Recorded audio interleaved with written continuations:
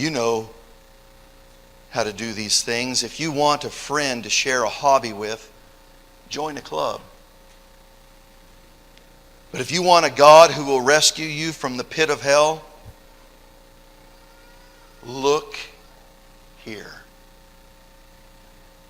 He's telling you who He is.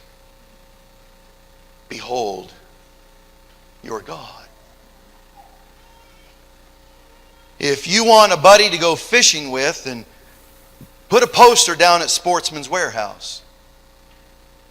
But if you want a God who creates fish, and He creates fish that can swallow men and spit them up wherever He wants them, then behold your God. If you want a government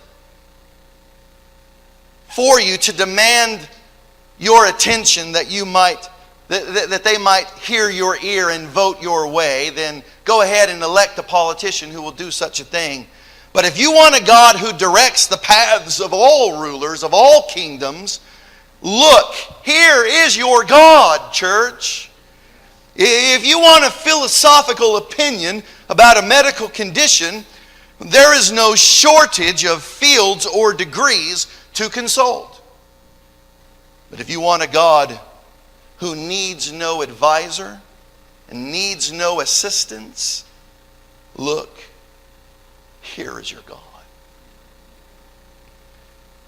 If you want a tranquil experience in your backyard, then put up a wind chime.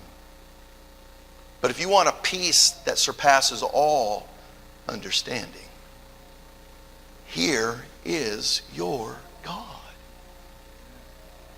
If you want to get revenge against someone who's hurt your feelings, then go ahead and inject yourself with the poison of bitterness and hope that they die a slow, miserable death by your infusion or your injection of bitterness into your own soul.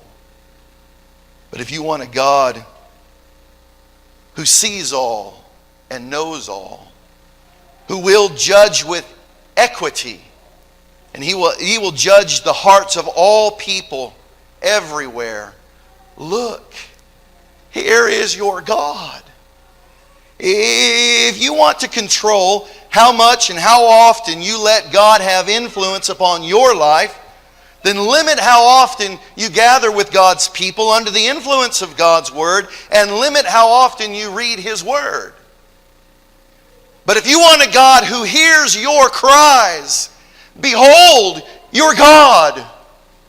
If you want to continue on as the world has put in front of you the demands of a lesser God, then go ahead and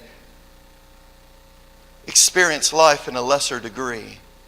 But if you want a God who's intending for you to not only have life, but to have it more abundantly, here is your God.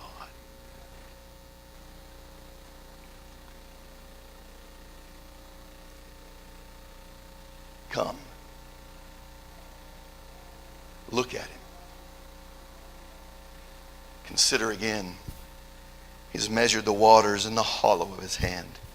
He's marked off the heavens by the span. He's calculated the dust of the earth by the measure. And He's weighed the mountains in a balance and the hills in a pair of scales.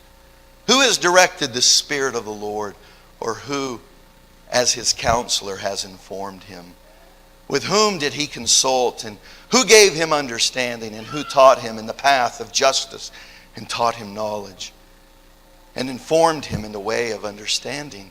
Behold, the nations are like a drop in a bucket, and they are regarded as a speck of dust on the scales. Behold, He lifts up the islands like fine dust. Even Lebanon is not enough to burn, nor its beast enough for a burnt offering. All the nations are as nothing before Him. They are regarded by Him as less than nothing and meaningless.